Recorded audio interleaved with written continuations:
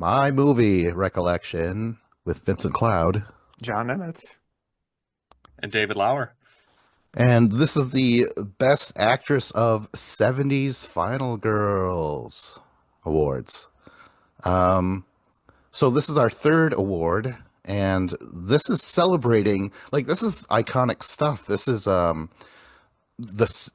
term, the concept of a Final Girl was born in this decade, specifically with Olivia Hussey and Marilyn Burns. Both movies came out in 74, 10 days from each other. Isn't that nuts?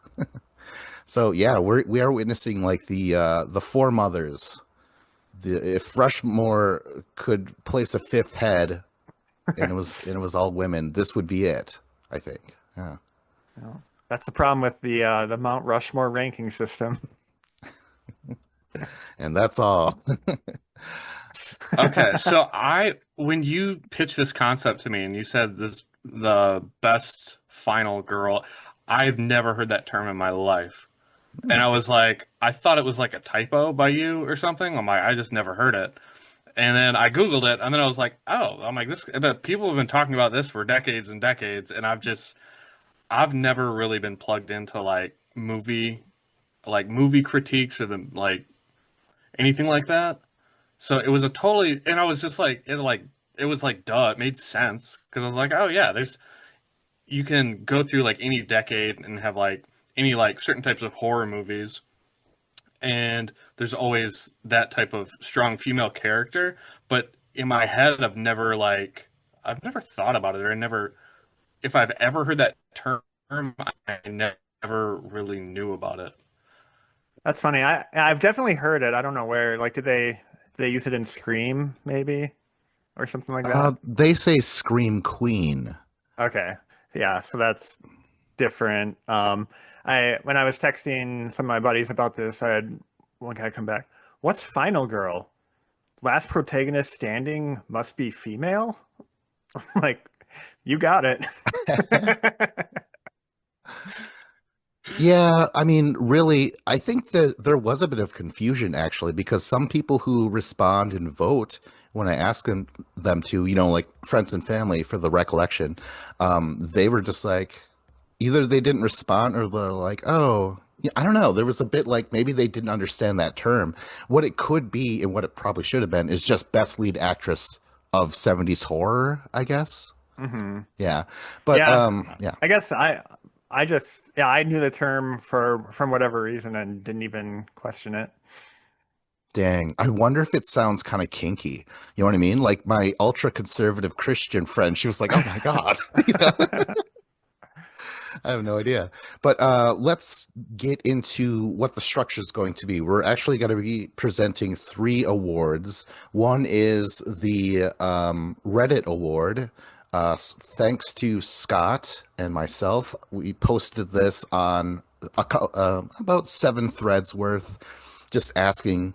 And so we'll have a winner there. And then we also have the Genre Award. John, Yes. explain. Well, I ask all my nerd friends, or sorry, nerd coworkers. They I thought you were going to apologize for the nerd. no. And I got, I don't know, something like 30 different votes there. Awesome.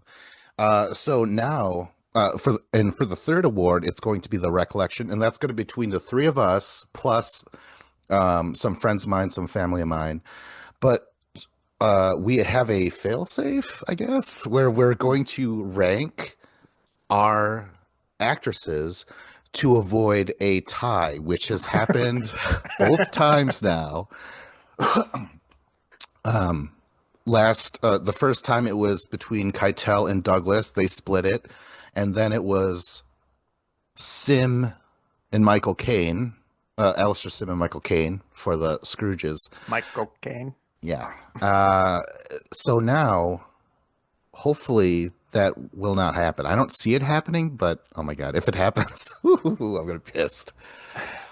All right. Well, but Yeah, before I we, guess it still could happen, even with ranked choice, right?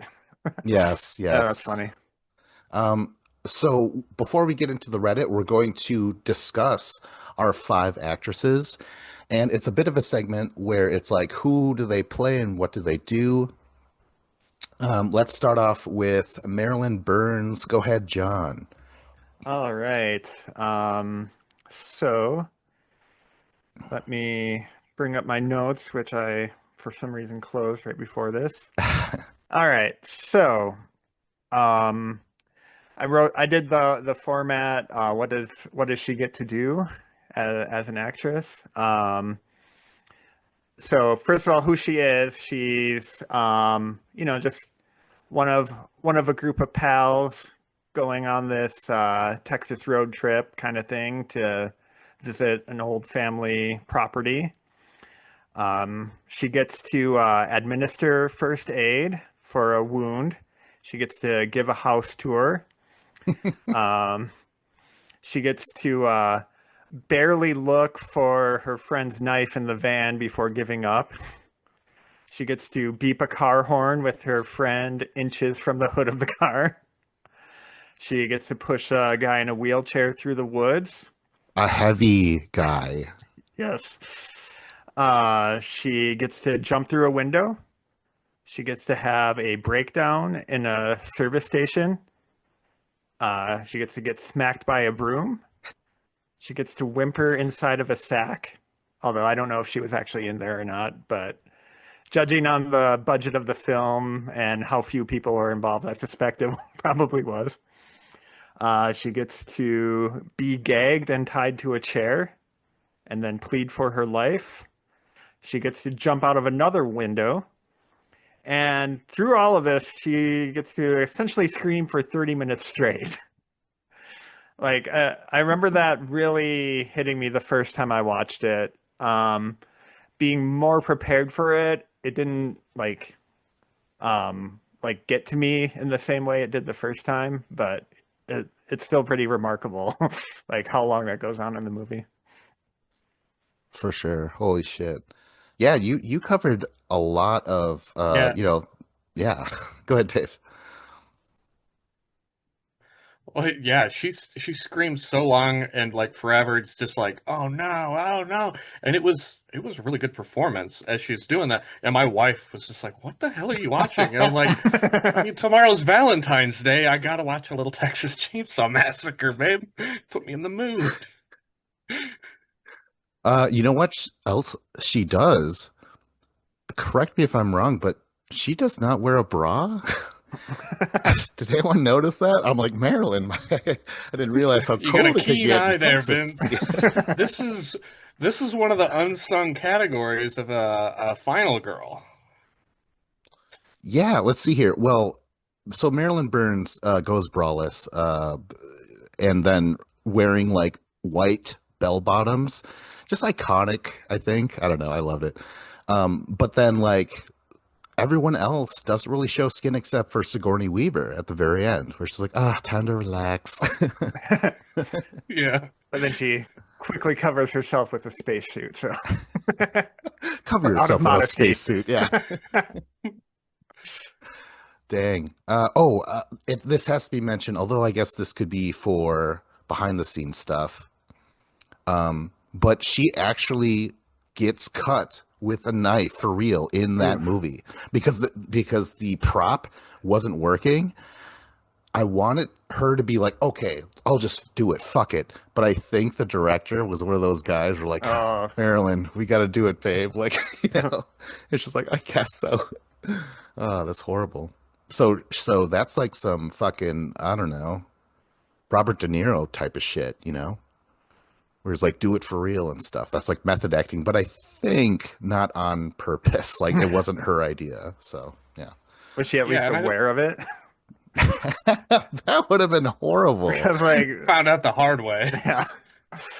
It's just like, oh my God, it hurts. And the grab was like, oh, I'll suck it. They're like, Grandpa wasn't Wasn't supposed to have any lines. He wasn't supposed to be alive. wasn't she also like held down and choked a lot? And it looked very real to me. Yeah, it was. I didn't read too much into it, but apparently it was like very bad. very like kind of toxic set or something like that. Yeah. So Yeah, I just it didn't want was to like read she into was it. doing her own stunts, so to say. Yeah. Oh man. Okay. Well, so that was Marilyn Burns. Let's go on to Jamie Lee Coitus, as I like to call her. Okay. It's Jamie Lee Curtis. Go ahead, Dave. Um, I didn't like really prepare anything for this movie, Ah, but yes. I've I seen love it a it. lot. Um, she's I don't Vince, why don't you do this movie and let me do one of the other three that I'm more prepared for? I All think that right. would go better. Okay. Jamie, let's see here. I have some notes here. Uh, she's embarrassed. Her character is very like, oh no, like that would kill me if my friend told my crush that I had a crush on that person, you know? Like that, like she really plays that very well, like anxiety because she doesn't know about the Michael Myers thing during this whole thing. Like she's just kind of like living her own life. She should have been more suspicious when the kid was like, I saw the boogeyman. She's like, shut the fuck up. You know? No, she's not like that at all. She's super nice. She's kind of geeky. I love when she smokes her joint with two hands. And she's like, oh, yeah. you know? Um, And she's then like just, she gets to do the like act cool in front of a cop kind of thing after smoking weed, oh, yeah. Yeah. even if it's her friend's dad. Yeah. You So she totally knew. also, oh, yeah, that's right. She's totally paranoid and shit. Um, she does a few physical things. She punches a window. Um, she falls down some stairs. She stabs Michael Myers in the neck with a fucking knitting needle. And a lot of people are going to give her shit like, oh, she's like the stupidest one because she throws away the weapon. I'm like, she just stabbed someone in the neck. Do you think she assumed this guy would not die? Like, she had no clue, Right. And this She's is the never seen 70s. Halloween. Yes, exactly. Oh my God, it's so crazy. People are giving her shit for things where it's like, well, this is the first time ever. Like, it's so weird. Um, she has to comfort kids. She sings. I guess. Yeah, she sings. That's right. Um, but just to include this is her debut movie. That is very impressive. I thought she was very good. Yeah, that's all I got to say about the Strodester, Laurie Strode. That's crazy that this is her first movie because, like, watching it, I felt like, oh, she's such like a seasoned actress. Like, she seems like above this role in a way where I don't know, her and Loomis, Dr. Loomis, are just such good actors in this movie. And I feel like the material they were given to work with, like it was a great premise, but a lot of it is just like sitting around a house on Halloween night and babysitting and like, oh, there's a creek over there. There's not like a whole lot going on, but their performances are still phenomenal. Oh yeah. Did we leave anything out, John? She also got to stab someone with a coat hanger and then finally with a knife. And then toss away that knife. But I would Yes. have too. I would have. I don't know. I don't get the hate. It's so annoying. She had some good landline phone acting, which is a theme in three of the five movies, which really stood out to me for some reason. Right. Yeah. That's true. All right. But that's Jamie Lee Curtis. All right. Next we have Jessica Harper. Dave, do you have anything to say about the Harpster? Yeah, she went to Germany to, learn, go to a ballet institute or something or whatever they call it. She's gonna do some ballet stuff and this, the fine arts or something. I don't know if that's considered fine arts. But she's, Only the finest. she's a stranger in a strange land trying to figure stuff out. She's outside of the place, like it's downpouring rain, trying to get in, and they won't open the door for whatever reason. And then, they're probably doing a seance or some shit like that in there. Um, she's she does her ballet routine, like, but kind of like out of it and like possibly drugged or something. I'm not even, maybe I didn't understand that scene, but she was like really out of it for Well, whatever reason. there was that blinding light curse in the previous scene, I think is what was Oh, affecting her. Oh, okay. Yeah. And she, I don't know, she does all sorts of stuff, right? Um, I mean, she just kind of asks a lot of questions to a lot of people. She's just confused the whole movie. That's how I felt. She for a final girl, she seemed a little helpless, couldn't really do much, but she was really curious, so she asked a lot of questions of her friends and of other people. And then at the very end, she like grabs that weird like I don't know, was it a wooden stake or It was like something like that? glass, I think. Yeah, it Was was it like part of glass? that peacock lamp or whatever it was, or peacock Oh yeah. sculpture. It's like they're. I thought I was watching it on Peacock for a second. I'm like, oh, this product placement. Yeah, and then she The movie like that predicted the Peacock Network. there's like the invisible spirit of like the head witch or whatever, and she Yeah. can kind of see the outline of it because it was like she saw a figure behind the veil, but then it was gone. But then she knew it was kind of there, and she stabbed and like right through the neck and killed the head witch thing, and then she got the hell out of there. And she smiles when she gets out. Like that's odd smile of relief. But damn it. I also you have to mention she has maggots in her hair. That was so gross. Yeah. She's a big drunk. I mean, I don't know if she knows it or not, but like they're like, drink this every night. She's like, okay. Just Now, oh was man. that dosed? Like, was that part of it too?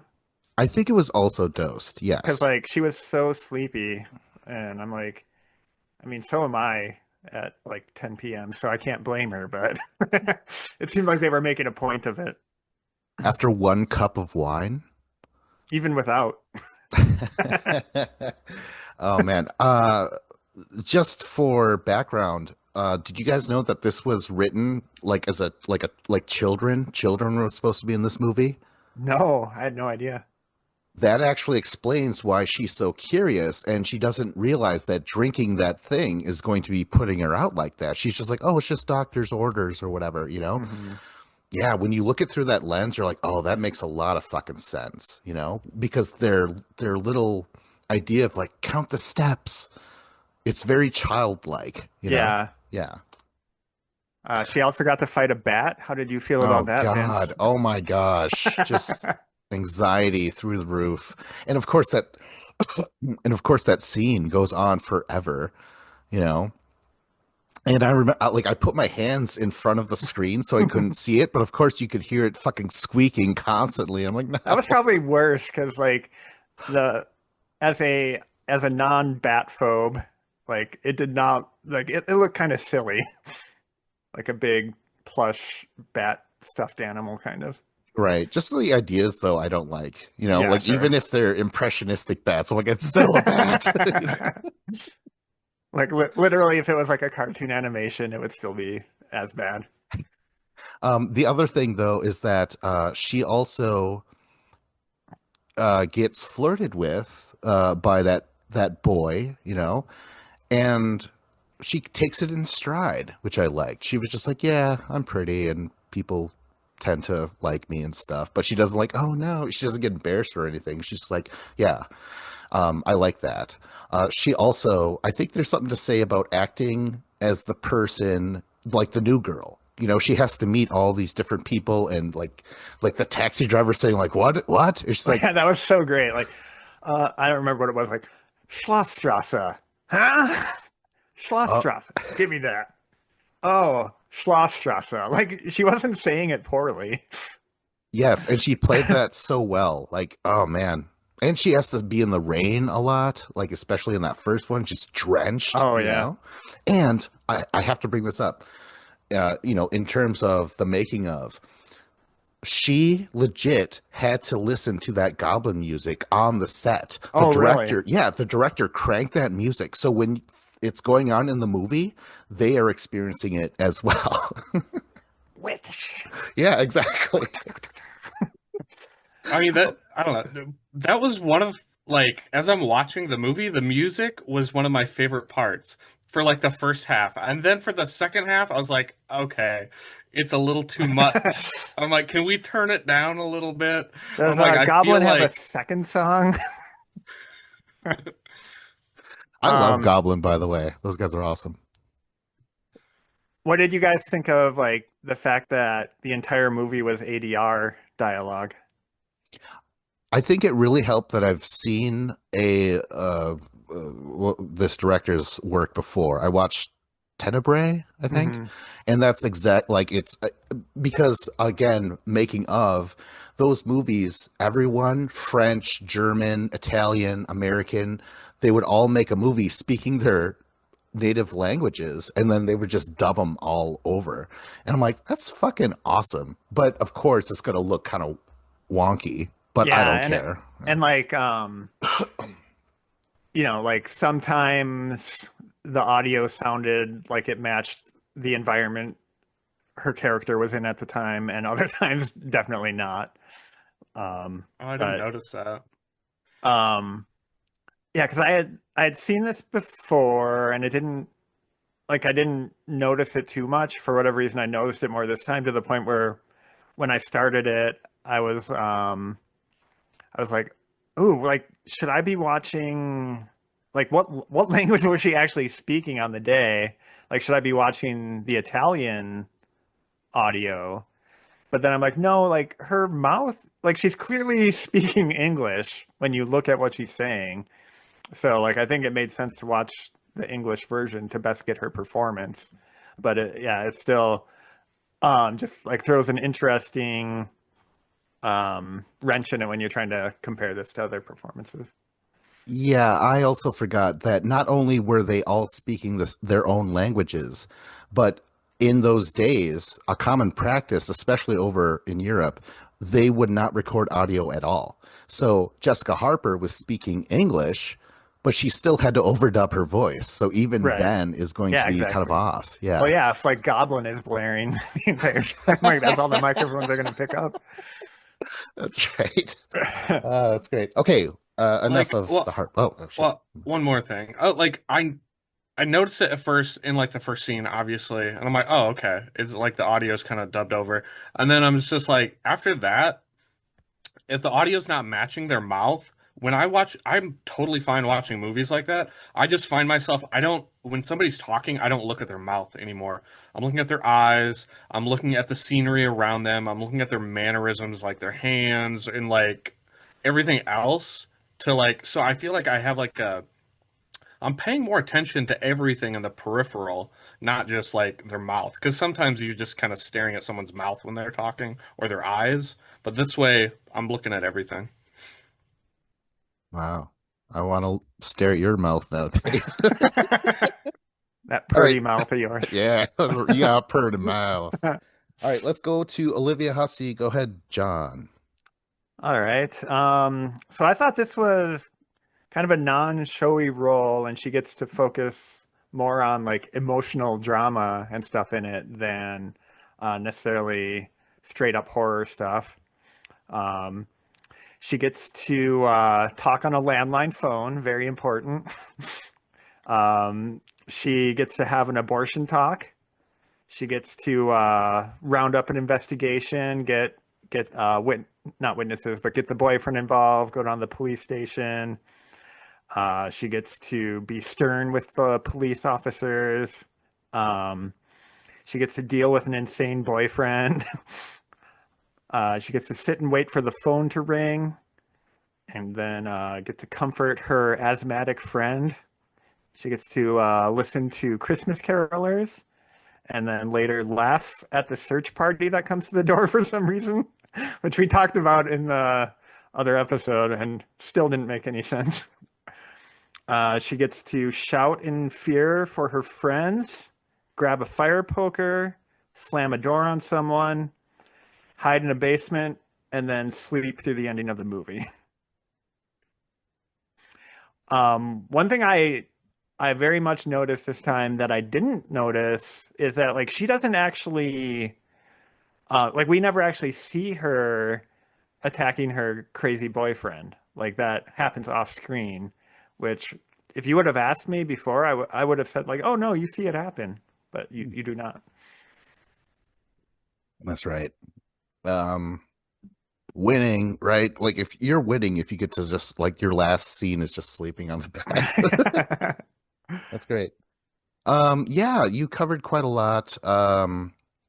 Uh, man, in terms of stretching her acting muscles, yes, I think this is way more a dramatic role than a horror role, although the horror is there. I think she has a great scream. Um, man. So her accent, I think she's clearly English, but she kind of Americanizes it a little bit for us because I think her natural English accent is just a little bit thicker than that. I've seen a few movies of hers. So yeah, it definitely, I'm glad she didn't try to hide it. She didn't try and Americanize it and stuff like that. No. I didn't Anything? realize she had a. I didn't realize she really had an accent at all. Oh, really? Um, Wow. no, I don't know. I just didn't notice. But like I thought it was interesting because like for a final girl, I feel like it's someone who's at the end of a horror movie and is successful. But with her, she ended up killing someone who she thought was a killer, which was her boyfriend, but it wasn't actually him. And she's like in the house asleep with the actual killer who's up in the attic still, Mhm. which kind of leads you to believe that, well, she's probably dead next because you hear like the phone ringing as the credits roll.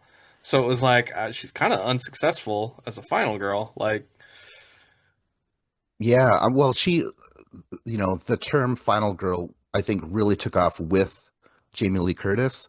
But again, this movie was a good 4 years, I want to say, before that, and it inspired Halloween. The only difference is that Halloween was a hit. Black Christmas was not. It was so stupid. This was made in Canada, but they were like, oh, we want to put it out there in America. But the American film industry was like, well, Black Christmas, what is this, a black exploitation flick? So they got really, like, they got cold feet. So they're like, call it Silent Night, Evil Night. So lame.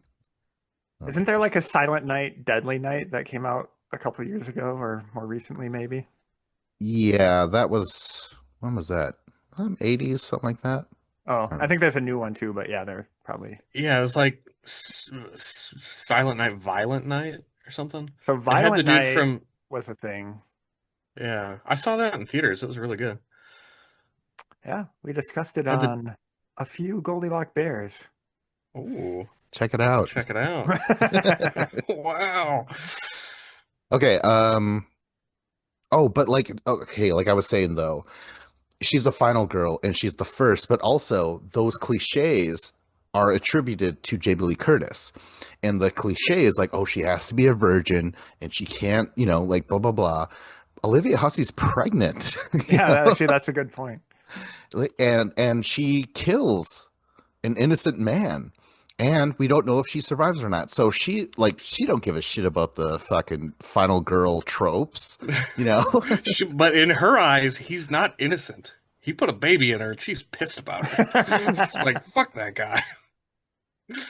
That is not why. And I'll go into the background that might have informed her performance and why she signed on to this role in the first place. It's just as dark as the movie. Okay, so let's get down to Sigourney Weaver finally. And I'll go. She plays Ripley, one of the most iconic characters in horror. She is very by the book. She's very professional. All her scenes are her being, you know, d- diplomatic. There's a certain way you can interact with your coworkers. She does have a little bit of fun where she's like, they're like, what? What about pay? And Sigourney Weaver's like, fuck off. Okay. They can't hear each other and shit like that. But she knows that's how those guys are. That's what they know. And that's how they treat her. So she's like throwing it back. She's almost suffocated with a rolled up magazine. I'm like, from the future? um I have to throw this out there. She has to sit at a dinner table with people smoking on a spaceship. That just stood out to me so hardcore. I'm like, what is going on here? Future's gonna be crazy. She all her scenes with Ian Holm are great, but I'll get into that later. She gets to fire a harpoon gun. She gets to frantically try and start up a self-destruct, then try and deactivate it, then like realizes she can't, and she tells the computer to fuck off or something like that. Oh, she's like, oh fuck you, you bitch, or something like that to the computer. Mother. Yeah, mother. She gets to get beat up by Ian Holm, thrown about, and she sells that. Even though I'm like, no, Ian Holm cannot do that. Bilbo is, you gotta get your ass tossed by Bilbo. Um, Mecha Bilbo. yes. Oh my gosh, Mecha Bilbo. um, she gets to hold a flamethrower, but not really use it. I mean, she does shoot it, but not at the alien, and never hits the alien. She foolishly tries to save a cat. We'll get into the cats in these movies. There are two terrible cats. Yeah, that's all I got about Ripley. What do you guys got? At that table, she gets to eat space food.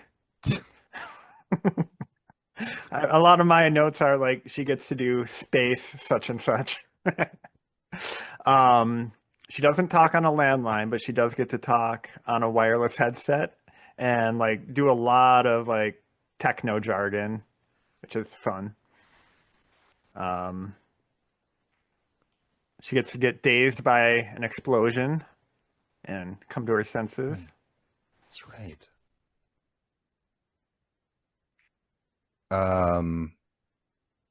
Yeah, anything else, Dave? Did we forget something?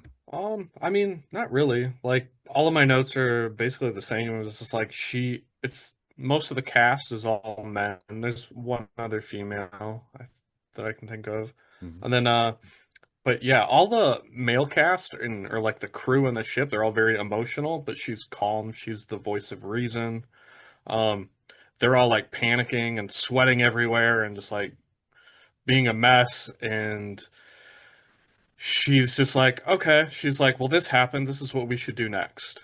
Like, she's just very like poignant and like, well, on to the next step. And like very rational and like the kind of person you would want on a mission like that. Where like some of the other crew is like it's like the fucking cast of Armageddon, where you're just like these guys are not qualified to be here. How did they get on this ship? Well, two of those guys were just maintenance. You know, they fix the stuff. What's his name and what's his name? I don't remember the names, but yeah. Yeah. They were very concerned about how many shares they get. Yeah, but like but maintenance, you want maintenance people to be super smart. Like they got to be like technical and be able to fix anything. I mean, they did. They got the ship working again. You know, they complained about it and inflated how long it would take, but oh yeah, that's right. 19 hours. Yeah, that's going to be 25 hours. She playfully closes the door on Dallas. He's trying to leave, but she's like, "No, I want to talk and stuff." And I'm like, "Did they have a thing?" I mean, just like they don't have to at all, but just the way she kind of changed when it was just those two in that hallway. I'm like, oh, was there something there? But I don't think so because again, professional. Her Ripley is just very like by the book and like, you know, yeah. I don't think they would have hooked up because just by my own rules, I'm like, yeah, we could, but like that's gonna be messy. You know what I mean? Like it's just a little bit of rule where it's like, you know, don't dip your pen in the company ink. Is that what it is? I don't know. It's kind of a bucket list item. You know, if you can do it in zero gravity, you gotta do it, man. She's like, I'm gonna I'm gonna hug your face. All right. Now, I heard about this at least for Aliens. I don't know if it's true for this movie, but like, have you heard like they wrote the roles without gender for actors in mind, and then they just kind of like picked people who fit the right vibe for the characters? For the first one, they did. Okay. Yes. But actually, that's not completely true. There is one character that was written to be bisexual or trans. I think it was trans actually, and but like even though it doesn't play out at all, it's just it was in that script, and that's played by Veronica Cartwright, the other woman in the movie. Oh, Yeah. So like, interesting. oh shit. All right. So let's now present the Reddit Award winner. Should I present this 5 through 1, or just you guys just want to hear the winner? What do you guys think? They'll lift some 5 suspense. through Go 1. 5 through 1. Yeah. Yeah. All right, 5 through 1. Let me just grab it here. All right, so in number 5 goes to Jamie Lee Curtis in Halloween. I was shocked. I was assuming she was going to get all the points. You know what I mean? Like just everyone, like online when they rank stuff, and that was possibly going to be a 4th award, but I'm like, these shows are long enough as it is. We don't want to become the actual Oscars. But like Jamie Lee Curtis would have won that, right? So I was completely shocked that she was 5th place on Reddit. Olivia Hussey in 4th. Surprising, but not. Again, like Jamie Lee Curtis being last, I'm like, okay, well, it doesn't matter who, I have no idea who's going to win. In 3rd place, Jessica Harper for Suspiria. And this was crazy. In 4th place, Marilyn Burns in Texas Chainsaw Massacre, which means Sigourney Weaver won it. And this was kind of the opposite of Scrooge, whereas everyone was like, "Scrooge, it's Patrick Stewart is the best Scrooge. Fuck off, everyone's so stupid. Like, why would you even try?" You know what I mean? Like very like attacking and stuff like that. But with this one, they're like, really like Jessica Harper, but Marilyn Burns did so good, and so did Olivia. Like, it was very supportive. Like, Wow. everyone got a lot of love, and that was really nice. uh, as always, there is some cries of snubs, Yeah, that's what I want to hear. and she's actually from one of these movies. Veronica Cartwright Oh, from but- Invasion of the Body Snatchers. Now, I watched that when I was a child. I probably shouldn't have because it was freaky as shit. But I'm like, oh shit, she was the final girl. She's like in that very last shot. But yeah, I'm sorry, Veronica Cartwright. You were overlooked. I'm sorry. This happens. This has happened to others. It will happen again. Yeah. So yeah, what do you guys have to say about that? I don't want to give any information about the genre awards, so I won't say how surprised I am by these results. But any other I'm a little snubs? Was that the only surprised. one? No, no more snubs. No, it was yeah, that's why I feel bad because I'm like there was only one snub brought up. Actually, no, I have to bring this up. There was a bit of category fraud almost. More than one person said Sigourney Weaver shouldn't count. And Because it's sci-fi horror and not. Yeah. I personally don't get that. Even our own Scott Allwood said that, and I just didn't understand. Do you guys see it that way? I definitely don't agree. I think she fits 100%, but at the same time, like if you ask me which of these one movies is not like the other, I would pick Alien. Okay. But I think it's still completely fair game for this category.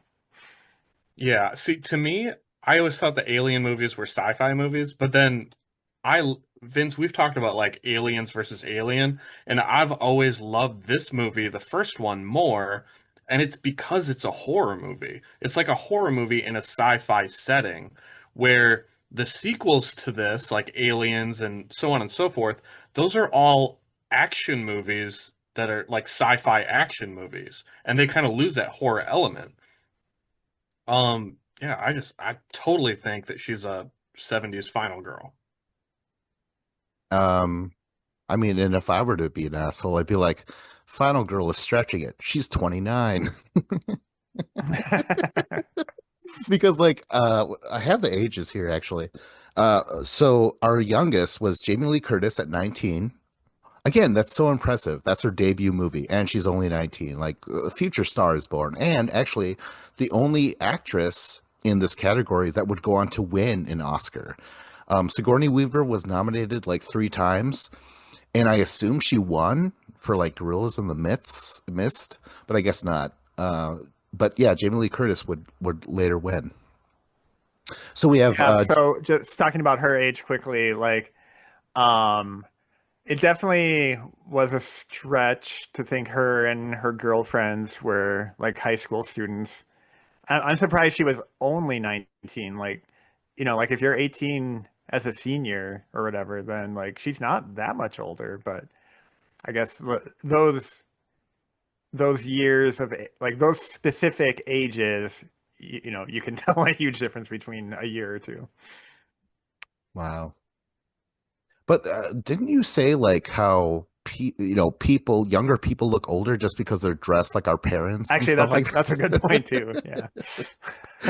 Okay, so Jamie Lee Curtis was 19 years old. Olivia Hussey was 23. Marilyn Burns was 25. Jessica Harper was 27. And Sigourney Weaver, 29. I just realized, now that we're talking about their age, let's talk about their weight. Yeah. Damn it. I'm kind of shocked that Sigourney Weaver was 29. That I would have guessed she was like 22 or 23. Wow. Okay. You got the space madness, Dave. All right. So let's move on. Before we present the genre, this is the segment where we kind of go, the meat and potatoes, or we get into like specific scenes we liked about these performances. So let's go back to Marilyn Burns. Go ahead, Dave.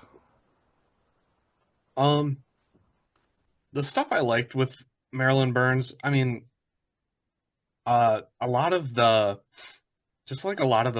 running scenes where she's being chased, and then once she's at like the gas station and they're like fighting, and like because she's running through the woods, and I don't know, it's kind of corny in a way because she's like what, a 25-year-old female, and the dude with the chainsaw is like, I don't know, he looks like he's 40, overweight. Like, she should easily win this foot race. Like, I can't believe that she's not breaking away, but somehow she doesn't. But I don't know, maybe he knows the terrain because it's his property more or something. I don't know, home field advantage somehow. Yeah, never And she's just underestimate that. yeah, and she's totally in shock by what's happening, so that's gonna zap your cardio a bit, I guess. Um, but I just, yeah, everything she does that's so great is all like physical acting and like being in like a state of panic and horror, where a lot of the other girls weren't like, they had moments of it. Some of them did, some of them didn't at all. But Marilyn's were like, I felt like the great stuff where I really felt like she was awesome was all of that stuff. Because like in the beginning when they're just in the big van, it's, I don't know, there's not a whole lot to it, and you're just like, okay, yeah. Yeah, that's what I was gonna kinda say. Like, she watching. didn't have a whole lot to do like in the first half of the movie, I'd say. Like the other woman was like way more involved in conversations and everything going on, I thought. Oh yeah, but I mean, in terms of the first half, I would say it was all the brother. They gave him so many lines, Yeah. but then he wrote a fine line between like, see, am I annoyed by him? Like, he was just his voice. He was very whiny at times. Yeah. Yeah, I don't know that I'd be awarding anything to him. Like he took me out of it a couple times. Um. One of okay, in terms of like acting outside of the screaming and stuff, her conversation with him, where he's like, Sally, what'd you think happened? Like he's just always just like, but finally she's just like, what now? Like, I was like, yes, thank you. And that was just a very, like, that's her. She's the older sister. She's had to deal with him. She's going to have to deal with him some more by literally pushing him through the grass and stuff like that. But, like, that little part where she's like, so up, through with it. I'm like, yes. And it was so crazy because, again, he has so many lines. I'm like, is this guy like the lead? And oh my God, I have to throw this out there. This man, her brother, is in a wheelchair, and it's not brought up. It's not like, I don't know. I just have to mention this because Joe Bob Briggs was talking about Friday the 13th Part 2, and he's like, oh, now we're getting all PC with the guy in the wheelchair, and I want to be like, Joe Bob, you call yourself a fucking movie freak, a movie mind. Texas Chainsaw Massacre did that like a decade ago in one of the first slashers of all time. Shut the fuck up. Oh my God. So weird. Funny. But yeah. I really liked how she played in the service station when she realizes that that guy's not going to help her, and like that he's actually gonna like tie her up or whatever he's gonna do. Like, I think she plays that look of realization very well. Mm-hmm. Apart from all the screaming, like in the grandfather scene, she had some really good like facial expressions and her like eyes popping out and like that kind of stuff. I thought was pretty cool. Going back to that gas station, that adrenaline dump, you could just see her, like she feels for just a few moments feels like it's over with. I'm fucking safe. But then for her to like, were there human parts on that barbecue? Because I just looked like meat. But Yeah, it was unclear, but I remember like the way it was filmed, it looked like not disgusting, but just like foreboding. Like they filmed it in a way like not to the level of like the chicken and Eraserhead or whatever, but like it did feel like, okay, they are filming meat in a way to make meat look disgusting, I thought.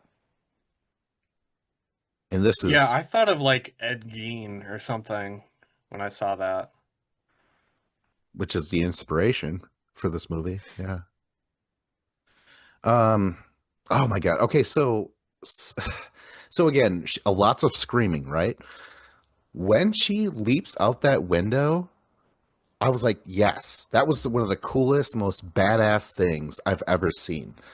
Because like I have fantasy, it's so weird, but like I've fantasized just leaping out a window and just getting the fuck out of that building, out of that situation, away from those people. I've had those feelings where I'm like, if I could just leap out, like, Particularly probably in the bat scene in Suspiria. well, yeah, but like, remember that movie, John? We covered it, Hudsucker Proxy, right? Yeah. Where he's like fantasizing of just leaping out, and he does it. I think that way whenever I'm like at someplace horrible or people horrible. I'm like, "Oh, I could just jump out that fucking window, man." So when she does that, I'm like, holy shit, that's fucking great. And then there's this scene though. It's the camera's just posted in front of that house, and she runs from around the house all the way past the camera, and it's at quite a distance the whole time she's screaming. So she's like, ah, runs past, and then the guy with the chainsaw, you see him run that whole distance. It's almost a comedic shot, but I was like, her screaming through that whole thing was crazy. Like, I feel like this was like Leonardo DiCaprio for The Revenant, where it's like, see, I had to run through a cold river and, dig up through the dirt and be in the mud. And we're like, yeah, you certainly did. But I feel that way for her, where I'm like, she had to do a shitload. When she gets hit and momentarily knocked out by that branch, that was crazy. She played that realistically. Some people, I watch reaction videos and they actually laugh at that part. I wasn't. I was like, oh my God, she's fucking dead. But then she snaps out of it, just like we see in the UFC. People get like knocked out for a second, but then they come back and they keep fighting. Yeah. Oh my gosh. That kind of reminds me of Black Christmas when the dude gets hit with a snowball. Yeah, that's right. Anything about Marilyn Burns? Scenes that stood out. Oh my God. Oh, we forgot to mention this. Her very last shot is her when she finally escapes. She's laughing maniacally, like her brain is broken. You know what I mean? Like she's alive, but her mind might still be there. You know what I mean? Like it is a frightening last image of her. So Yeah, yeah, and there's like so many times where, like at the service station, she thinks it's over, but then it's not. Or like when the semi truck pulls over, like she gets in the truck, but they can't get out of there or whatever. So it's still going on. Like, then yeah, finally when she actually is getting away from it, she has that break. do you think she's she's as good as dead, like mentally, like because all the subsequent movies of Jamie Lee Curtis's character, like she's insane after those murders. I mean, she still has laryngitis to this day from all the screaming. I just don't know. Like I kind of want to read the behind the scenes, even though I'm pretty sure I'm going to be depressed. But I'm wondering if she had to I drink, what singers have to do, lead singers. I drink a cup of like honey and like tea to just coat the throat. I have to do vocal exercises because that was a shitload of screaming. You know, yeah. All right. Anything else about the Burnsies? All right, let's go on to Jamie Lee Curtis. I forgot. Do I have to cover her? Because Dave didn't. Who did you cover again? I don't remember. I mean, she doesn't have a whole lot to go off of. I don't feel like. I feel like mostly she's just like talking about the boogeyman with what's his name, Timmy or Tommy. Tommy. Yep. Tommy. Yeah. Yeah, like one thing I noticed, like she spends way more time just kind of being a normal like high school girl and not even knowing that there's a real threat. Like I think yeah, in all of the movies it might be like she might go the longest without knowing that something bad is even happening. So yeah, you just get to see her be like a nerdy kind of shy high school girl. Um, but I think she her performance in that is very good. Like it doesn't feel awkward in a like watching an actress kind of way. It's like awkward in a sense of like that's how someone might actually be with their friends or whatever. Yeah, that one friend is always giving her a shit, like, "Oh, poor Lori, scared another one away." I'm like, "Fuck you." And again, this is like in terms of acting, like some of us were like, George C. Scott, is he really acting? He's just an asshole. Jamie Lee Curtis is not this way in real life. She's very loud, very outspoken, very assertive and stuff. And also, the character of Laurie Strode will never be this way again. Like well, 2 is really lame. I don't recommend it. But like H2O and then the 2018 version, like she is forever changed. She is not timid or meek or any of that she is in this one. Like even when she's scared, she's whimpering. She's not crying, but like, it's very kind of like she is a bit of a wuss, a little geeky and stuff. Like her whimpering really stood out. And again, Jamie Lee Curtis, she even said that. She was like, I am not Laurie Strode. I'm more like her friends. I'm more like, fuck you and I'm fucking boys and shit like that. She's like, I am not like Laurie Strode at all. So yeah, very good performance. I really enjoyed it. It's just like, but that Laurie Strode is never seen again. It's crazy, but understandable. Um, Actually, when she's crying after Dr. Loomis shoots Myers 6 times. That's why Dr. Loomis. I shot them 6 times. But that's in the sequel. Sorry. Where she's like crying. She's like, "Was that the boogeyman?" He's like, "Pretty much was, basically." Her crying there is just like I just felt so bad for her. But she's also very brave when it comes to protecting the children. That's another thing. Like she yells at Tommy a few times. She's like, "Get upstairs!" I said, like that's when the only time she's assertive, and that's to defend those children and stuff. Very good. I really liked her performance in this one. All right. Let's go to Jessica Harper. Dave, are you up?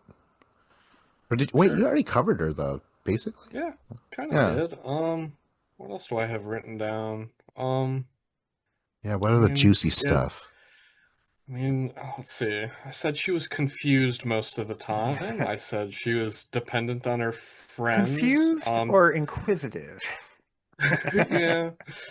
She she was dependent on people to figure stuff out. I felt like when she was talking to like the younger guy who looked like Topher Grace and the older guy, and they were telling her about she was asking about witches and the occult. I felt like her reaction was just like, "Oh, interesting," but she wasn't like off put by it. She was like, "Hmm, I don't know, might be kind of cool." I don't know. It was like I didn't understand what her reaction was or was intended to be because she still went back, but then she hears that that the head lady was like, "We have to kill the American girl," and then she's like, "Ah, fuck her." But she was like, Wait a minute, I'm Maybe American." maybe she would have like joined in with the witches." Like, I don't know, like she just wanted to fit in, right? Yeah, like um was she just kind of a skeptic and like, okay, well, at least now I know what the other girls were thinking about? Or yeah, I agree. It's kind of hard to know what did she actually think about all that information that was being Because told she to her. didn't really know it about like the murders that were happening, right? Right. No, just the disappearance and then like the one girl at the beginning who was, babbling about the flower on the wall. The Um, iris. yeah. Ah, my irises. That's what I thought. I never would have checked the flower. I would have been looking for eyeballs. Oh, I, okay. I I did notice like she never gets to really actually dance in this movie. Like I don't know if she's a dancer at all in real life. Like I suspect not because like the only time she's supposed to have a dancing is when she has the weakness. Or maybe she tried to dance, fell down, bled from the nose. Film it, film it. Actually, okay. I found her character cool as a cucumber. She doesn't really Mhm. get rattled. She's the new girl, but she takes that in stride. In fact, she takes a lot of things in stride. In fact, she's so very distinct from these other final girls. She does not ever scream. She Mhm. might yell. She might have yelled when the bat showed up, and honey, I don't blame you. But she never actually screams. She is, one of the perfect scenes to display how she reacts. It's just like kind of quiet and whatever. Like when she's there in the locker room and there's Susie, and then the girl shows up. She's like, Susie, Sarah. I heard that that begin with S are snakes. And they're so childish. Again, written for children. But they're like, and she's just like, oh, shit. It's all in her eyes, her reaction of like an absurd situation. And that's her. She is like it's not like she's checked out, but she handles herself really well. When the dead Susie shows up, the dead Susie shows up. Wow, it's hard. Almost had it. With pins in her eyes, she's shaking, she's trembling with fear, but she actually never screams. I feel like she is the most calm, maybe even more than Ripley. She really keeps her cool, and I admired that. Yeah. Yeah, she kept her cool when that bat was on her face. She just like let it hang Oh, it was out on her there for like face. a minute. Ew. It was just hanging out. It was like on her neck, and it just like I was like, "Come on, swat it away. You're too cool. Like, come on." When she's brushing maggots out of her hair. She's like, they're usually inchworms. All right. Anything else about I mean, Harper? she had to um stand her own against just the visual effect, not effects, but just, like the setting, which was so beautiful and vibrant, and the music, which was amazing. Yeah, I like the Um, music, I just do for the too, record. yeah. Yeah. Although I Um, have to mention though, I watched this on YouTube, and when the music began, I got gun shy because of the Patrick Stewart thing where they fucked with the video. So I stopped it and I watched other ones on YouTube just in case. I'm like, okay, because I know Goblin and I know they do horror music just greatly, but I still had to check. Yeah, I wasn't sure. I watched this movie twice, and the first time I watched it, I loved the music, and the second time I watched it, I loved it for the first half, and then I started to get sick of it. So it was probably just like oversaturated by it. but yeah, I mean, the performance aside, like this is like definitely a movie I would just have on mute at while having a party or something, just because it's so visually stunning, I think. Totally agree. Wow. All right. I have to. We have to mention other things she has to do as an actress. She has to run through that building while it's collapsing around Oh her. yeah. Now, considering how they did movies in those days, and she's not a stunt, like they didn't have a stunt actress. They there really were like explosions around her and stuff. So that was impressive. And what that last thing that when she finally escapes the school and she's in the pouring rain again and she like smiles, like I love that. I'm like, what is that about? Is she said she's out of the building and the magic's gone, she could be herself again, and herself again is like unshakable. She's such a steady, sturdy person. I just loved her. Yeah. And I Yeah, I want to felt like watch more stuff of hers. Yeah. that smile was kind of like Sigourney Weaver, like at the end of her movie, where it was like, "Ha, gotcha, bitch! Like I win." It wasn't like Marilyn Burns where she's like she's like lost her fucking mind. Oh my god. I feel so bad for her. Uh, all right. Yeah, her at Yeah. the end of that movie where she's like stuff's falling down, the walls are caving in, stuff's like on fire. It reminded me of like Legend of Zelda, Ocarina of Time. At the end of the when you like kill Ganon and like the final boss battle, you have to like escape and then like stuff is imploding and you're going down staircases and like statues are falling over. I don't know. I wonder if Yeah, it I was like inspired definitely by that. had a video game vibe from that. I wasn't thinking Zelda, even though that's actually more fitting. I was thinking of Super Metroid, like escaping from the exploding planet or whatever. But Yeah, definitely. yeah. Yeah, and I think Halo 1 and Halo 3 end where you have to escape the explosions and stuff. You got to get in your warthog. Yeah, that would have upped this movie a little bit more. She jumps in a warthog. That'd be great. Um Yeah, great stuff. Okay, let's go on to Olivia Hussey. I don't remember who's up next. Is it me? Is it John? I can go. Yeah, it really struck me with this one that she didn't have much to do as like taking an active role on screen. Like she just she didn't get to stab anybody, or I mean, she slammed a door on someone, but like wasn't really like physical with the antagonist at all, or like never actually saw the real antagonist um in real life. And actually, is this, I guess, I was gonna say, is this the only one of the movies where, at least in this movie, you know that the antagonist survives, but I guess uh Texas Chainsaw, like she just kind of gets away, like there she doesn't necessarily kill them all, so that doesn't necessarily apply. But she's one who like very well could be dead, like while the credits roll, compared to any other ones. Um, I think she was very good with all like her part as it was actually written, um like her scenes with her boyfriend and stuff, and I think she did very well, like just um talking about how like his dreams for his life shouldn't control what she does, and all that kind of thing.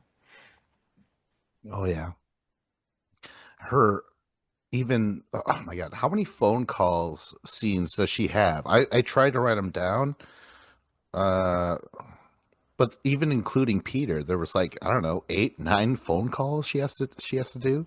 So a lot of good phone work, I want to say. Um, man, that line of where he's like, "I love you," and she's like, "I know." I'm like, "Oh shit," you Yeah, know. that one hurt. Been I felt that there. in my core because I was just like, "Oh," she's like, "Yeah, okay, I'll talk to you tomorrow." Man, so all her dramatic scenes with her boyfriend Peter, what's his name? Keir Dulé, I think, something like that, are also good. I'm glad it's a great acting partner. They really work well off of each other and stuff. And um, so there's no love between them, right? Like that first scene is when she's like, I know. So you know that shit is doomed, right? So you never get a sense of them in a loving relationship ever. There's just hints of like, oh, this has been bad for a while. And is she trying to hurt him by telling him about the abortion on the day of his recital? I don't know. But they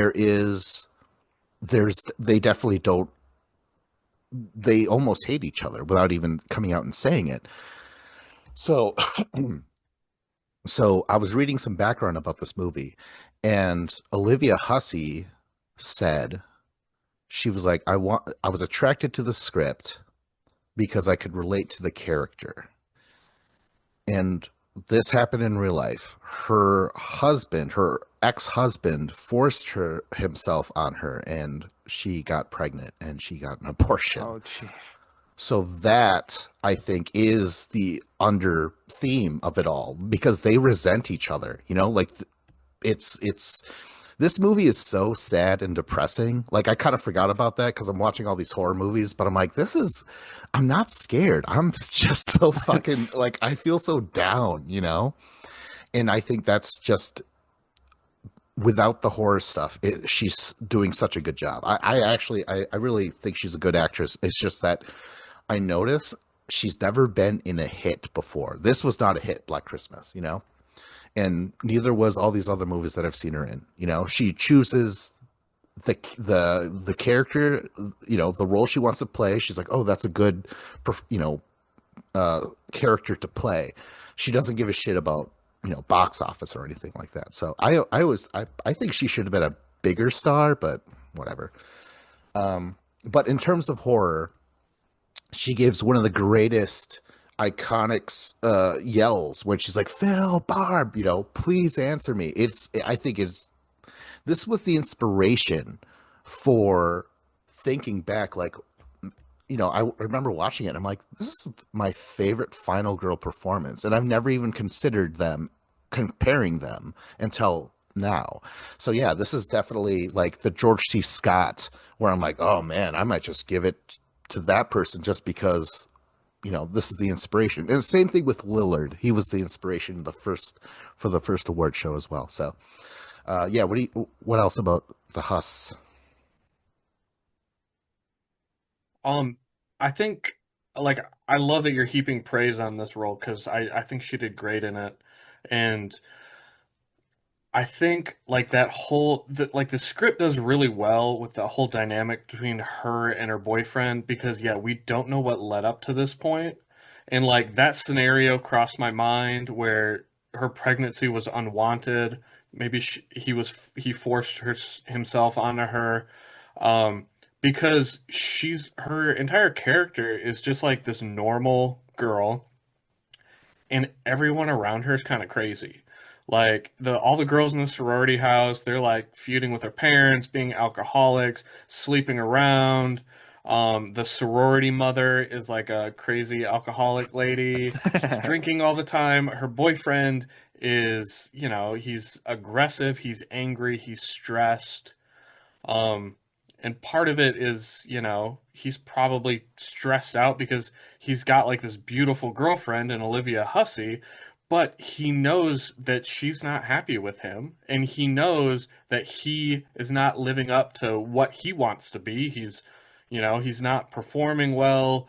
Um, he's he knows that that relationship is probably doomed, as much as he doesn't want it to be.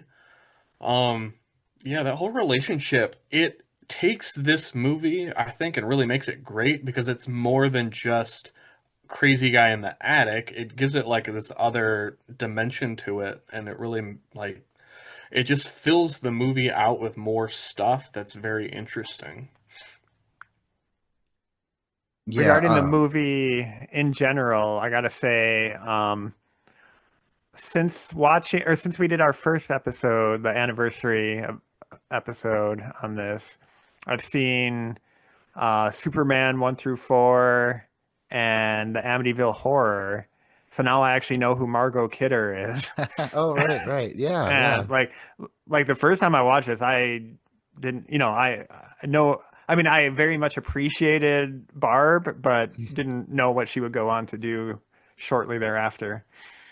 Yeah, she's a great Lois Lane. I love her. Yeah. Um okay, so in terms of like acting, again, her scenes, um she's on the phone with Nash, that bumbleheaded officer, right? But at the same time, her boyfriend shows up and she's like, she's doing this two thing performance where she's like on the phone. She's like, no, I don't want to keep on hold. Like, put me through already. Like she's mad. But then she like covers that and she's like, how'd your recital go? And he's like, how'd you think it went? She's like, can we not play games? Can we have a conversation? Shut up. Like she's the back and forth between her boyfriend and Nash. I really liked. It was just like a little acting thing, like, spinning plates. That was very good. Um, it's really interesting because, her last words is her crying out for Barb and Phil, please answer me and shit. After that, she doesn't say anything. She goes up the room, she gets chased, she screams, she locks the door in the basement, and she's quiet from then on. She doesn't utter a word. Even when Peter shows up, he's like, Jess, how's it going? Like, and she's not saying anything. She's terrified. She would be terrified if there wasn't a killer in the house. She's scared of him. There's no out for her. There's nothing safe for her. And then they fucking sedate her. Like, why'd they do that? Oh my God. I know that has nothing to do with her acting. No, but I felt so much for her. Anything else for the Huss? No? Okay. Um, all right, let's go on to Sigourney Weaver. I'll go. You know what? I stated this already. Professional, that respecting that coworker dynamic and stuff like that. All her scenes with Ian Holm though are the best, where she's questioning him after all that stuff. Like he's checking out the stuff on the screen, and she shows up, and he like, he's so impatient. He like turns off the screen. He's like, yes. She's like, so what is that? And he's like, oh, it's this organism that could do this and that, and like it's quite a thing. And she's like, and you let him in. Like, oh, like I love that shit. I'm like, yeah. Like she's not saying like you fucker, but just the way she delivers that line, like, you let him in. And he's like, yeah, well, it's I'm the science officer. And she's like, yeah, you're the science officer, but you forgot the basic quarantine things. Like she's just throwing all the stuff that he should already know back at him without her saying, oh, you suck, you're an asshole, or anything like that. Again, professionalism. I really like that. Um, and then later on, when it's just the four of them left, the four of them, and she's talking to the one dude, the mechanic. She's like, will you stop and listen to me? Here's the plan. And she's saying the plan, and then she goes to Ian Holmes. She's like, what about what does mother have to say? He's like, oh, I'm still, I don't know, it's just a line of bullshit.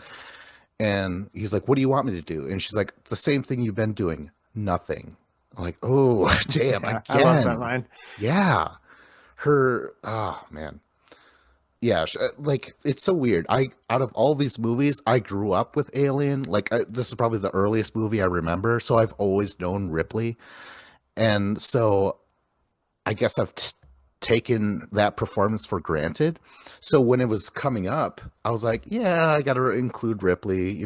People will know that performance, but I forgot just how great she was. Like it's fucking great. Yeah. Anything else about Weaver, you guys?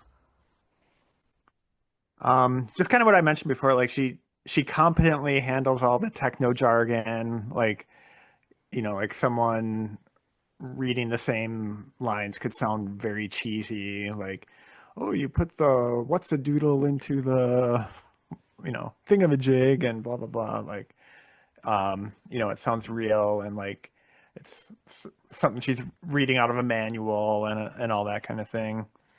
Um, she gets to play like so much action, and then also like being she gets to rough up Bilbo, but then also get roughed up by him, like shortly thereafter, and like I think that stuff all looks really good and worked really well.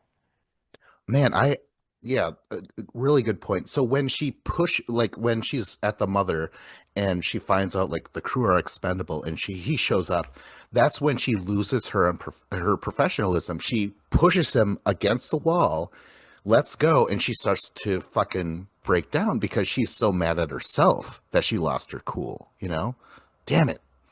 Like, okay, if we ever have a best supporting actor, 1979, fucking Ian Holm for this movie. I loved him in this movie. Oh my gosh, so good. Yeah, and like I'd say his performance is one where you like a rewatch, you can see how all along he was, how he was playing, knowing everything he knows, but like I didn't pick up on it the first time I watched it. Yeah, that one thing I really liked about this movie is I never thought of this movie as Sigourney Weaver as like a final girl in like a horror movie.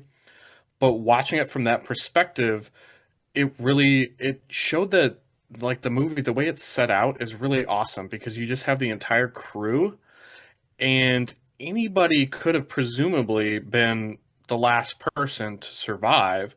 You don't really know because it's like in the first 35 minutes of the movie, everybody has like the same amount of screen time. You get to know like all of these characters. It was kind of like the movie Predator, where you just, oh yeah, there's this guy and there's this guy and this guy, but then one by one, they get picked off. I mean, in Predator, it was kind of obvious Arnold was going to be the guy at the end. But in this movie, it's not obvious that Sigourney Weaver was going to be like the last person there. Like, it could have been one of the dudes, I felt like, until it like starts to happen. And then you start to realize you're like, oh, yeah, she's calm, she's cool, she's got the temperament for this. And it makes sense that she's there at the end and surviving. Um, So when she's in her underwear, she's like, she thinks she's, out of harm's way. It's just her and the cat and stuff like that. But like, it's, after Ian Holm is, taken care of, it's just kind of her and being quiet, just like kind of like peeking around the corners and stuff.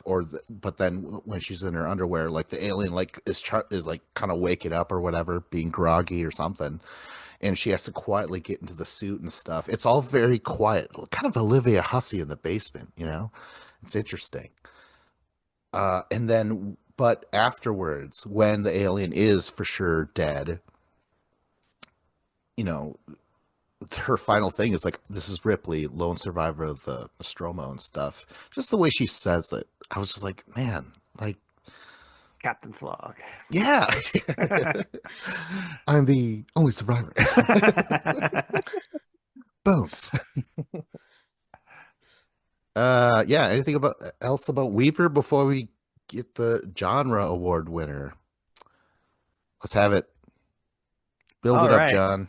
So, I mentioned when we did the first one, there was like no discussion, just votes. And then for the Scrooges, there was a ton of discussion.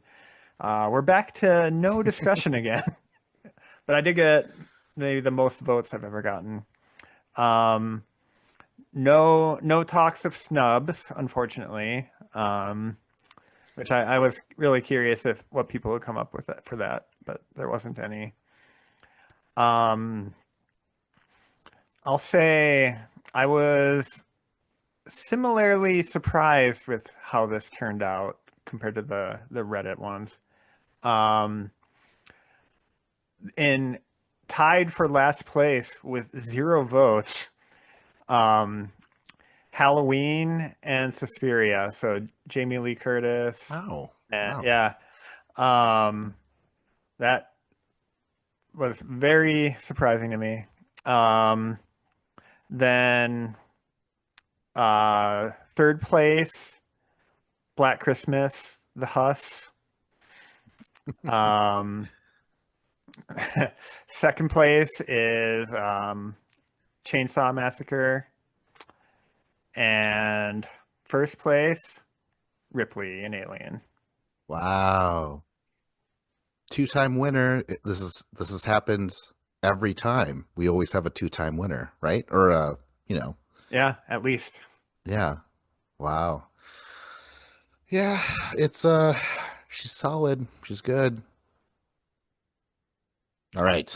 Let's get to the final portion of this whole thing where we rank and we present our own personal awards. All right.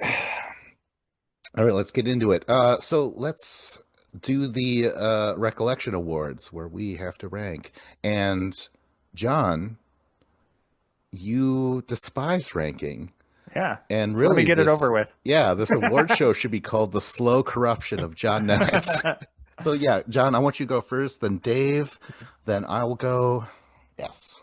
All right. So I gotta say, there wasn't a bad performance in the bunch. Like I think they all gave the movie what it needed, and I think like everyone did a great job. So, these are 5 outstanding performances. Fifth place is still a performance that I liked a lot.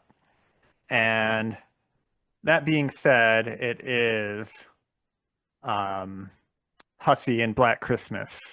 And even though I did think she did very well, I just, for what the category is, like Final Girl in a horror movie, she just didn't have as much to do. Like she didn't get to be the one to take anybody out or anything that we saw happen. So that's kind of where my mind was at with that. Next was Harper in Suspiria. I also thought she did great. This isn't necessarily her fault, It's just the way the movie was made. But I was very thrown off by the overdubbing and the whole ADR aspect to it. Like it just so much of it to me just sounded like the words she was saying like did not come from the room that she's in. Um, Because of the goblin. yeah. Um, Number three and two are tough for me. I've actually gone kind of back and forth as we've been talking about it, and I think I'm landing on um, uh, Burns and Chainsaw for my number three, um, and I think she did phenomenal in like the last half of the movie and all the screaming and all the active going up against the bad guys and like getting herself out of there and all that stuff. But I did like find like at least the first time I watched it, find the screaming just very off-putting and like I think it makes the movie hard to watch for a lot of people, even though I could handle it a lot better the second time for whatever reason. Number two, Jamie Lee Curtis, Halloween. I'm shocked how little love she got from the other awards. Because I in a way I kind of find my top two a little basic as winners just because these are the ones who then end up having more of a career than the other three and I'm like, oh, is this what I'm reacting to or whatever. But I just think she did such a good job with it, and then also like the transformation of like, okay, shit's going down. I'm now transforming into like the horror movie hero, where she got to do that, I think, in a very convincing way, like doing it out of like protectiveness of the kids and like knowing she couldn't just run away. She had other responsibilities there and playing that very well, I thought. And then number one, Sigourney in Alien. I think it's just like a solid performance all the way through for the reasons we talked about. She did great with the action as well as just like the conversations and confronting her coworkers and all that stuff. I thought it was just a phenomenal performance. So just last second, Burns could have gotten second for you. Yeah, it could have happened. All right, go ahead, Dave. Um, John makes a lot of good points. I feel like they're kind However, of he's influencing absolutely me. wrong. And shall pay. Well, I feel like you make good points, and it's like kind of influencing my ranking in a way where I feel a little unsure of how I rank them because I'm like, oh, that's a good point. Um, but I'm gonna stick to the rankings that I had going into this as if I was uninfluenced by what you two have said. Good man. Um, my I feel so my number inconsequential. five. You can't even convince Dave. How are we supposed to convince all these listeners? My number five is Jessica Harper. Um, I felt like her acting was good, but I felt like her character was just not reacting the way I felt she should. And I mean, I guess that's just on me. I don't know. I'm putting expectations on like how she should react to the situation. And she kind of, like you said, took it in stride so many times where I'm just like, come on, like you gotta have more of a reaction to that. This is like crazy shit that's going on. Like, but she was so calm and cool about it. So I gave her five. Number four is crazy to me, but it's Jamie Lee Curtis. I love her, and she's like a phenomenal actress, and I feel like she's overqualified for the movie. Um, but I'm still, I'm constantly like, it's hard to critique some of these performances because they can only work within the parameters of their script. Um, and I feel like if Jamie Lee Curtis was given more to do, I'm sure she could have done it. But I feel like I saw more on screen from some of these other girls. Number three, I have Marilyn Burns. I've seen two other. We didn't talk about how like Texas Chainsaw Massacre. There's like sequels. There's multiple remakes. I've seen like the 2003 Texas Chainsaw We Massacre might have saw that that had. together, Dave, with Did we? Jessica Biel, right? Jessica Biel. Yeah, Oh wow, that's I crazy. think we did. I Yeah. like I like Jessica Biel's great to look at. She's a good-looking girl, but I didn't like the movie or the performance. It just didn't stand out to me in any way. And then I saw the Texas Chainsaw Massacre 3D with Alexandra Daddario, Oh and shit. she's a really good-looking girl too. In But 3Ds as well. but like I didn't really get much out of the performance. I just thought she was just like, oh yeah, she's they just found a hot chick and put it in a movie. Marilyn Burns, she was a hot chick, but she had great acting.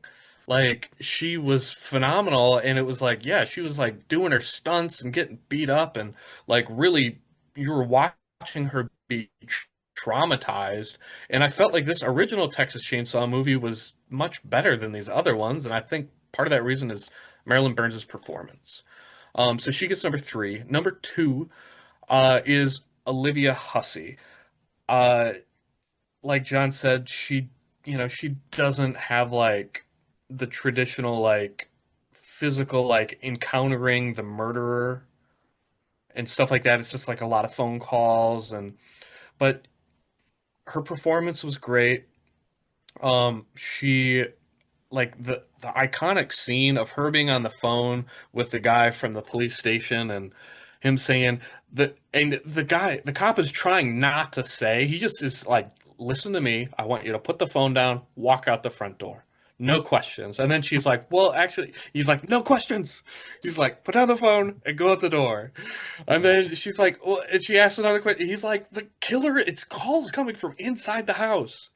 And then she kind of just drops the phone, and then like she turns to the stairway, and then like the camera's on top of the stairs, and it kind of like zooms in on her face and her reaction. It was so good. And then she's like, you could see like the struggle in her mind, and she's like, okay, I'm gonna go, I'm gonna leave. And she walks towards the front door, but then she's like, no, like Jan or Barb or whoever the fuck was still in the house. She's like, I gotta go upstairs and save them. And then she goes upstairs. I don't know. That like that whole sequence was like so iconic and awesome. So she got number two, and then Sigourney Weaver is number one. I've out of like for Sigourney Weaver, I know she's like a super popular, famous actress, but I think I've like seen her in like three movies, like Alien, Aliens, and then whatever that movie was with like Tim Allen. Galaxy Quest. Yes, Galaxy Quest. Oh, that's For some Those are reason, awesome. like that was the going to be my guess as to the third one. I don't know why. Wow. uh, I gotta say this though. Weaver said, she's like, Ripley, that's me acting because I am not like her. I'm more like the Galaxy Quest chick. That's what she said. Wow. And really. I actually That's love her interesting. in Galaxy Quest. Yeah, that's crazy. What about Avatar? You didn't see those, Dave? Oh yeah, yeah, that's true. I've seen Avatar. Ghostbusters. She's in Ghostbusters? Yeah. I haven't seen those movies in so long. Okay, but Oh she's a wow. It's dog. probably like Michael Douglas, where I'm like, I've never seen him in anything, and then it's like, ah, I've probably seen him in 10 things. I just don't really notice. Wow. Yeah, Awesome. I mean, I don't really have much to say about Sigourney Weaver's performance other than like she was awesome the whole time. She stood out. I think she did everything required of a final girl. And like it was weird because I never like imagined her as like someone in a horror movie, but if like I don't know, maybe it's just like some kind of confirmation bias where if I look at it from that perspective and rewatch the movie, I'm like, yes, she checks all the boxes. I'm satisfied with her performance, everything her character does. Um, she's at towards the end of the movie where she's in her underwear and she's kind of hot, and you're like, this is pretty good. Then she gets in the spacesuit and she's doing badass stuff, and she like takes out this alien that has literally like killed the entire rest of the crew.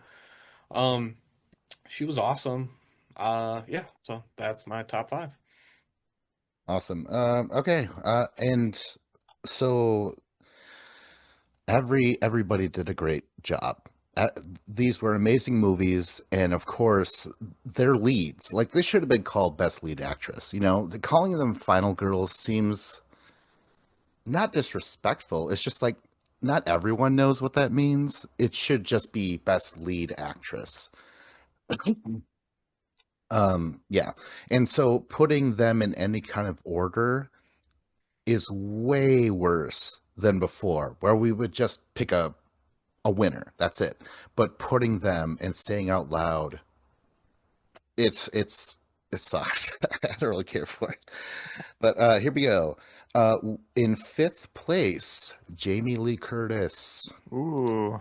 Love, yeah. Like I feel really bad about saying it, but like I think she does so much with what little she's given to do.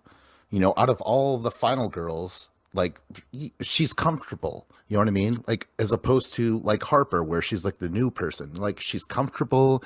She's taking care of kids that she knows. She's surrounded by her friends. Everything is just fine until it isn't. And then when she has to deal with Myers, it's good. She's believable in that as well. But it's just other actresses have more to do than she does. That's all that comes down to. It's not her fault at all. Plus, hey, Curtis, you got the Oscar, all right? You, you have gold. It's fine. I bet she'd give it up for a Recollection award, though. Yeah. Oh my gosh. Okay, so let's. Oh, by the way, this is such a tangent, but Jamie Lee Curtis, for the record, should have been nominated Best Supporting Actress for True Lies. She stole the fucking show. She was amazing in it. All right. So in fourth place, I have Jessica Harper. This comes down to she has more to do than Jamie. She's Harper's the new girl. She's getting kind of flirted with. She has to deal with a bullshit taxi driver. Like all this stuff she has to deal with, and she deals with it. I I love it. I love her performance in this. The only reason why there's people higher than her is that I don't know. I guess just she's so laid back. Maybe that's what's kind of hurting her in a way. I loved it, but people are more scared. People ramp up their emotions way more than her. So yeah, I think that's kind of like the double-edged sword where I'm like, I love the fact that she's like, yeah, man, I guess I'm in this new place and I'm poisoned and I'm trying to dance, but I'm gonna fall down and stuff. You know what I mean? Like it's just, I love her. But there's more to do. Third place is Marilyn Burns. Uh, you know, she has less notes to play, but she plays them so well in the sustain of it all. You got to respect, you know, yeah, like it's a physical performance. You could also see her mentally where she's at during those scenes, when she's getting poked and prodded relentlessly in that truck. Just those, it hurts her, it bothers her. She's freaking out. Like it's crazy. You don't see her, but she's there, you know? Um, yeah, and then of course that last thing where she's like laughing maniacally like it never left my mind after I watched that. I was like, holy shit. Like that's fucking stuck with me. In fourth place, I have Sigourney Weaver. Second place? Second place, sorry. Well, 4 points. 4 points goes to. I'm writing points down. I'm sorry.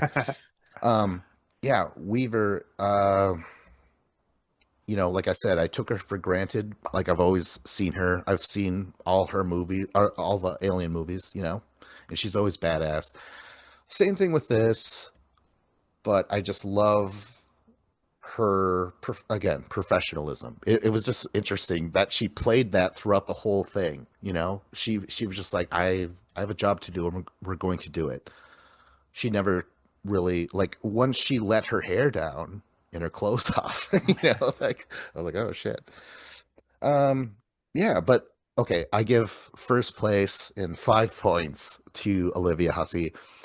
Yeah, you guys are like, yeah, not so much horror. And I'm like, yeah, not so much horror, but damn it, dramatically, I think she's given way more to do. The great acting scenes with her and her boyfriend, those are, you're really, it's, it's controversial, what she wants, we can't escape that. And you have to be with that character, but you could see her trying to be patient with her boyfriend. Something's wrong, something's off, but the way she plays it, she's not ever telling him like, oh, you're a fucking loser, I'm gonna kill our baby, or shit like that. She's just like, please, Peter, don't be like this. And, I think he's been physical with her before. You see him approach her and she's like, I think you better go. I said leave. Like, she knows she has to stand her ground with him. There's a lot of stuff in those scenes, so very dramatic. And then, of course, when she's crying out for Phil and Barb, I think that's like Shakespearean acting right there. She has a great fucking yelling voice, which I don't have. I'm very Seinfeld. I'm like, yeah, I'd be like, Barb, Phil, what is up with killers? What is the deal with these phone calls? A fire poker. What's up with that? Anyways, yeah. So I give it to Hussey. Yeah, it's great. Cool. All right. Well, let's reveal the Recollection Award winner. Oh wait. Let's build up the suspense. Yes. All right. What is the order here? Okay, so in 5th place we have Suspiria's Jessica Harper. Again, this, like, we had to do this, Jessica. We love you. Like, I love all these actresses, and these performances are so good. I'm glad that we did this. This was a lot of fun. All right. 4th place is Jamie Lee Curtis.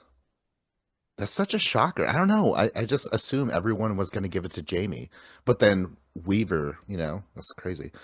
I assumed it was going to be Jamie Lee Curtis super high up until I rewatched Halloween this morning. And I was like, she doesn't do a whole lot in this movie. I'm like, because in my head, I have like, all these movies, Halloween movies she's done. But just looking at this movie singularly, I was like, oh, there's not a whole lot to work with. Yeah. She does so much with what little she's given, future Oscar winner. All right, and what are we here? 3rd place, we have Marilyn Burns. She got 3rd place for all of us. Yeah. Interesting. And then in 4th place, we have Olivia Hussey. 2nd place. Damn it. I Olivia didn't even Hussey. notice it. And then finally, our winner is Sigourney Weaver with a clean sweep of all 3, the Reddit Award winner, the Genre Award winner, and the Recollection Award winner. We did not have a tie. But this is weird to just have someone sweep the entire thing. Yeah. But especially with the accusations of category fraud. Yeah, I tried to question Scott when he was like that. He was like, "Oh, I don't know. It's not Earth based." I'm like, who gives a fuck? What? But like I do think it influenced me because I'm I'm a bigger fan of sci-fi than of straight horror. So Mm. that definitely could have influenced my vote. Wow. Yeah. Yeah. In terms of bias, like I said, I just know of Ripley. She's badass. I knew that. So yeah. All right. Well, that's the awards, everybody. I have no idea what we could possibly cover next time. I mean, if I'm just being lazy, I could be like, I don't know, best final girls of the 80s, you know, 90s, whatever, any decade. But glad we did this. This is always a lot of fun. And I feel bad. I wanted Hussey to win because I love her so much. I haven't begun to describe how much I love her as an actress and shit like that. But she got close. She got second place for the Recollection. So there you go. Yeah, I mean, she was your inspiration for this category, right? So you weren't swayed by the rewatches. That speaks to that. All right. All right. Well, that was the show. Like, subscribe, comment. Go to mymovierecollection.com. I was Vincent Cloud. I was John Nemitz. And I was David Lauer.